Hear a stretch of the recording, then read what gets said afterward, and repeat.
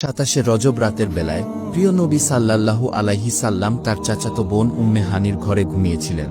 অতঃপর রাত যখন গভীর হল, তখন হঠাৎ করে উম্মে হানির ঘরের ছাদ উন্মুক্ত হয়ে হজরত জিবরাইল আলাইহিস সালাম ও হজরত মিকাইল আলাইহিস সাল্লাম প্রিয় নবীজির কাছে আগমন করলেন।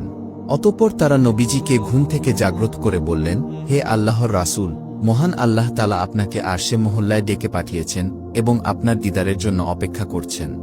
এ কথা শুনে রাসূলে পাক সাল্লাল্লাহু আলাইহি সাল্লাম খুব দ্রুত প্রস্তুতি গ্রহণ করলেন। প্রস্তুতি শেষ হওয়ার সাথে সাথে তারা প্রিয় নবীজিকে ছাদের উপর দিয়ে সর্বপ্রথম হাতিমে কাবায় নিয়ে গেলেন। তারপর তাকে জমজম কূপের নিকট নিয়ে শুইয়ে দিলেন এবং তার বক্ষ বিদরণ করলেন, অর্থাৎ তার বুকে অস্ত্রোপচার করে তার হৃৎপিণ্ড বের করে পানি দ্বারা দূরীভূত করে দিলেন এবং ঈমান ও হিকমত দ্বারা পরিপূর্ণ করে পরে পুনরায় তা যথাস্থানে প্রতিস্থাপন করলেন। এর উদ্দেশ্য ছিল যাতে করে প্রিয়নবী সাল্লাল্লাহু আলাইহি সাল্লাম আল্লাহ তাআলার দিদার লাভ করতে সক্ষমতা অর্জন করেন। এরপর নবীজির কাছে বুরাক নামক একটি জন্তু নিয়ে আসা হল। হাদিসের ভাষ্য অনুযায়ী বুরাক হল জান্নাতের একটি প্রাণী, যা গাধার থেকে বড় ও খচ্চর থেকে কিছুটা ছোট। তার গতি এত বেশি যে দৃষ্টির শেষ সীমায় গিয়ে তার এক একটি কদম পড়ত। অতঃপর নবীজিকে উক্ত বাহনের পিঠে আরোহণ করার জন্য বলা হল। নবীজি যখন বোরাকের পিঠে সাওয়ার হওয়ার জন্য বোরাকের কাছে আসলেন, তখন বোরাক নবীজিকে না চিনে লাফাতে শুরু করল। তখন জিবরাইল বুরাককে ধমক দিয়ে বললেন, হে বোরাক, তুমি কি জানো তুমি কার সাথে বেয়াদবি করছো? তোমার পিঠে আজকে যিনি সোয়ার হবেন তিনি আর কেউ নয়, তিনি হলেন কুল মাকলুকাতের সর্দার আল্লাহর হাবিব হজরত মুহাম্মদ সাল্লাল্লাহু আলাইহি সাল্লাম।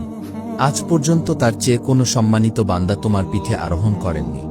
হজরত জিবরাইল আলাইহিস সালামের কথা শুনে বোরাক লজ্জিত হল এবং শান্তভাব ধারণ করল। অতঃপর নবীজি বোরাকের পিঠে আরোহণ করলেন।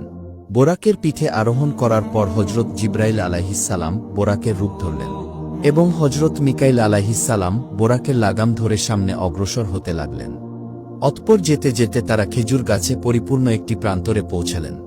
সেখানে পৌঁছে হজরত জিবরাইল আলাইহিস সালাম বললেন, হে আল্লাহর রাসূল, এটাই আপনার হিজরতের স্থান, এর নাম ইয়াসরিব। কিছুদিন পর এখানেই আপনি হিজরত করে আসবেন এবং এখানেই জীবনযাপন করবেন। এ কথা শুনে নবীজি খুব ভালোভাবে সে স্থানটি পর্যবেক্ষণ করে দেখলেন।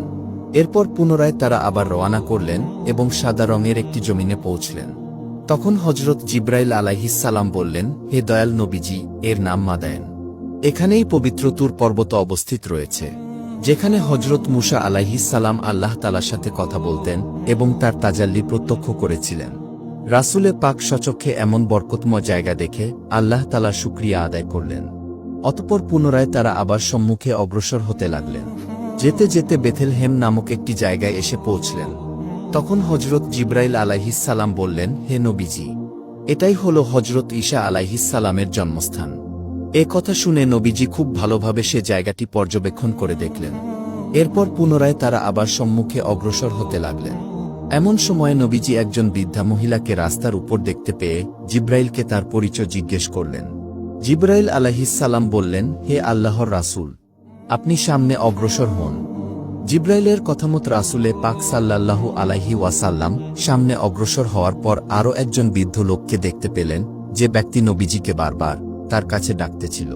তখন জিবরাইল আলাইহিস সালাম নবীজিকে বললেন, খুব দ্রুত এখান থেকে সামনে অগ্রসর হন, সাবধান, তার ডাকে আপনি সাড়া দিবেন না। নবীজি জিবরাইলের কথা শুনে সামনে অগ্রসর হতে লাগলেন এবং কিছু দূর যাওয়ার পর কতিপয় লোকজনের সাথে নবীজির সাক্ষাৎ হল। তারা নবীজিকে দেখা মাত্রই এভাবে সালাম করতে লাগল, আসসালামু আলাইকা ইয়া রসুল আল্লাহ। তখন জিবরাইল নবীজিকে লক্ষ্য করে বললেন, হে আল্লাহর রাসূল, আপনি তাদের সালামের জবাব দেন। নবীজি তখন তাদের সালামের জবাব দিলেন। সালামের জবাব পাওয়ার পর তারা সেখান থেকে বিদায় গ্রহণ করলেন। এরপর হজরত জিবরাইল আলাইহিস সালাম নবীজিকে লক্ষ্য করে বললেন, হে আল্লাহর রাসূল, যারা আপনাকে সালাম প্রদান করেছেন তারা হলেন হজরত ইব্রাহিম, মুসা ও ঈসা আলাইহিস সালাম। আর আপনি যে বৃদ্ধা মহিলাকে রাস্তায় দাঁড়িয়ে থাকতে দেখেছেন সেটা ছিল দুনিয়া। আর যে বৃদ্ধ পুরুষকে দেখেছেন যে আপনাকে বারবার তার দিকে ডাকতেছিল, সে ছিল অভিশপ্ত শয়তান। তারা উভয়ই আপনাকে তাদের দিকে আকৃষ্ট করতে চেয়েছিল, কিন্তু আল্লাহ তাআলা আপনাকে হেফাজত করেছেন। যদি আপনি তাদের দিকে আকৃষ্ট হয়ে যেতেন তাহলে আপনার উম্মত গোমরাহিতে নিপতিত হতো। এরপর নবীজি আবার সফর শুরু করলেন এবং কিছু দূর যাওয়ার পর এমন এক সম্প্রদায়কে দেখতে পেলেন যাদের মাথা পাথরের আঘাতে চূর্ণ বিচূর্ণ করা হচ্ছিল। চূর্ণ বিচূর্ণ হয়ে যাওয়ার পর পুনরায় তা ভালো করে আবার চূর্ণ বিচূর্ণ করা হচ্ছিল। এ অবস্থা দেখে নবীজি সাল্লাল্লাহু আলাইহি ওয়াসাল্লাম জিব্রাইলকে জিজ্ঞেস করলেন, হে জিব্রাইল, এরা কারা? এদের পরিচয় কি? তখন জিব্রাইল আলাইহিস সালাম বললেন, এরাই হচ্ছে ওই সমস্ত লোক যারা ইচ্ছাকৃতভাবে ফরজ নামাজ ছেড়ে দেয়। নবীজি তখন মন ভরে খুবই আফসোস করলেন। অতঃপর রাসূলে পাক আরও সামনে অগ্রসর হলেন এবং সেখানে উপস্থিত হয়ে এমন এক সম্প্রদায়কে দেখলেন যে যাদের লজ্জাস্থানের মধ্যে আগুনের রশি বাঁধা ছিল, তারা উত্তপ্ত পাথর ও জাক্কুম ফল ভক্ষণ করতেছিল। এ অবস্থা দেখে নবীজি জিব্রাইলকে জিজ্ঞেস করলেন, হে জিব্রাইল, এরা কারা? এদের পরিচয় কি? তখন জিব্রাইল আলাইহিস সালাম বললেন, হে আল্লাহর রাসূল, এরা হচ্ছে ওই সমস্ত লোক যাদের উপর জাকাত ফরজ হওয়া সত্ত্বেও তারা জাকাত আদায় করেনি। অতঃপর নবীজি আরেকটি সম্প্রদায়ের নিকট উপস্থিত হলেন যাদের সামনে দুটি পাতিল ছিল, একটি পাতিলে ছিল পচা গোশত এবং অপর একটি পাতিলে ছিল ভালো গোশত। তা বাদ দিয়ে তারা পচা গোশত ভক্ষণ করছিল। তা দেখে নবীজি জিব্রাইলকে জিজ্ঞেস করলেন, হে জিব্রাইল, এরা কারা? এদের পরিচয় কি? তখন হযরত জিব্রাইল আলাইহিস সালাম বললেন, এরা হচ্ছে ওই সমস্ত লোক যারা ঘরে পবিত্র স্ত্রী রেখে অপরের স্ত্রীর নিকট গমন করত এবং জিনার কাজে লিপ্ত হতো। এভাবে বহু নিদর্শন দেখতে দেখতে অবশেষে রাসূলে পাক বায়তুল মুকাদ্দাসে এসে উপস্থিত হলেন। উপস্থিত হয়ে নবীজি বোরাককে বেঁধে রাখলেন। অতঃপর রাসূলে পাক বায়তুল মুকাদ্দাসে প্রবেশ করে সর্বপ্রথম 2 রাকাত নফল নামাজ আদায় করলেন। এদিকে রাসূলে পাকের শুভাগমন উপলক্ষে আল্লাহ তাআলা প্রিয় নবীকে অভ্যর্থনা জানানোর জন্য সমস্ত আম্বিয়া আলাইহিস সালামকে সেখানে উপস্থিত করে রেখেছিলেন। তার সাথে সাথে সেখানে অসংখ্য ফেরেশতাও আগমন করেছিলেন।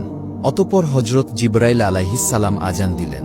আজান দেওয়ার সাথে সাথে সকলেই নামাজ আদায় করার জন্য কাতারে সারিবদ্ধ হলেন। কিন্তু সকল নবীদের উপস্থিতিতে কে আজ ইমামতি করবেন এ বিষয়ে সকলে চিন্তিত হয়ে পড়লেন। এমন সময় হযরত জিব্রাইল আলাইহিস সালাম আল্লাহ তাআলার হুকুমে নবীজির হাত ধরে নবীজিকে নামাজের মুসাল্লায় দাঁড় করিয়ে দিলেন। তখন নবীজি সকল নবীদেরকে নিয়ে 2 রাকাত নামাজ আদায় করলেন। নামাজ শেষ হওয়ার সাথে সাথে আল্লাহ তাআলা গায়েবী আওয়াজ দিয়ে নবীজিকে ইমামুল মুরসালিন খেতাব প্রদান করলেন। অতঃপর নবীজি বিশেষ বিশেষ নবীদের সাথে সৌজন্য সাক্ষাৎ করলেন। তারা সকলেই নবীজিকে শ্রদ্ধার সাথে অভ্যর্থনা জানালেন। এরপর নবীজি সাল্লাল্লাহু আলাইহি সাল্লাম বাইতুল মুকাদ্দাস মসজিদ হতে বাহিরে বের হয়ে আসলেন। আসার সাথে সাথে নবীজির সম্মুখে 3টি পেয়ালা পেশ করা হলো। তার মধ্য থেকে একটি ছিল পানির, একটি ছিল দুধের ও একটি ছিল শরাবের। তখন নবীজি দুধের পেয়ালাটি গ্রহণ করলেন। জিব্রাইল আলাইহিস সালাম তখন বললেন, ইয়া রাসূলাল্লাহ, আপনি যদি শরাবের পেয়ালাটি গ্রহণ করতেন তাহলে আপনার উম্মতরা গোমরা হয়ে যেত। মহান আল্লাহ তাআলা আপনাকে হেফাজত করেছেন। অতঃপর জান্নাত থেকে বাইতুল মুকাদ্দাস পর্যন্ত একটি সিঁড়ি স্থাপন করা হলো। তখন নবীজি সাল্লাল্লাহু আলাইহি সাল্লাম মহান প্রভুর সাক্ষাতে মধ্য আকাশ পানে যাত্রা শুরু করলেন। এরপর চলতে চলতে নবীজি সাল্লাল্লাহু আলাইহি সাল্লাম প্রথম আকাশে গিয়ে পৌঁছলেন। অতঃপর হযরত জিব্রাইল আলাইহিস সালাম আকাশের দরজায় নক করলেন। তখন ভিতর থেকে প্রথম আকাশের প্রহরী প্রশ্ন করল, কে? জিব্রাইল আলাইহিস সালাম বললেন, আমি জিব্রাইল আমিন। আবারও প্রশ্ন করা হলো, আপনার সাথে কে রয়েছে? তখন জিব্রাইল আলাইহিস সালাম উত্তর দিলেন, আমার সাথে রহমাতুল্লিল আলামিন হযরত মুহাম্মদ মোস্তফা রয়েছেন। আবারও প্রশ্ন করা হলো, তাকে আনতে পাঠানো হয়েছিল কি? জিব্রাইল আলাইহিস সালাম উত্তর দিলেন, হ্যাঁ, তাকে আনার জন্য সংবাদ পাঠানো হয়েছে। তখন প্রহরী আকাশের দরজা খুলে দিল। ফলে নবী জিব্রাইল আলাইহিস সালাম সহ প্রথম আকাশের উপরে উঠলেন। দেখলেন যে একজন বৃদ্ধ লোক সেখানে বসে আছে। অতঃপর হযরত জিব্রাইল আলাইহিস সালাম বললেন, ইয়া রাসূলাল্লাহ, আপনি তাকে সালাম দেন। তিনি হলেন আপনার পিতা হযরত আদম আলাইহিস সালাম। নবীজি তাকে সালাম দিলেন। তারপর তিনিও সালামের জবাব দিলেন এবং নবীজিকে মারহাবা বলে অভিবাদন জানালেন। এরপর হযরত আদম আলাইহিস সালামের সাক্ষাৎ শেষে রাসূল প্রথম আকাশের ন্যায় অনুমতি নিয়ে দ্বিতীয় আকাশে উঠলেন।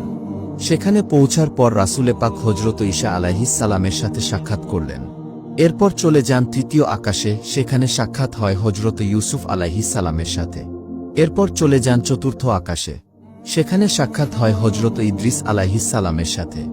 অতঃপর চলে যান পঞ্চম আকাশে, সেখানে সাক্ষাৎ হয় হযরত হারুন আলাইহিস সালামের সাথে। এরপর ষষ্ঠ আকাশে গমন করেন, সেখানে সাক্ষাৎ হয় হযরত মূসা আলাইহিস সালামের সাথে। অতঃপর সর্বশেষ সপ্তম আকাশে হযরত ইব্রাহিম আলাইহিস সালামের সাথে সাক্ষাৎ হয়। সপ্তম আকাশের উপরে গিয়ে তিনি দেখলেন যে একজন বৃদ্ধ বাইতুল মামুরে হেলান দিয়ে বসে আছেন। বাইতুল মামুর হল দুনিয়ার বাইতুল্লাহর সোজা উপরের দিকে সপ্তম আকাশে ফেরেশতাদের কেবলা। দৈনিক ৭০,০০০ ফেরেশতা এর মধ্যে তাওয়াফ করেন। যারা একবার তাওয়াফ করার সুযোগ পান, কিয়ামত পর্যন্ত তারা আর তাওয়াফ করার সুযোগ পাবেন না।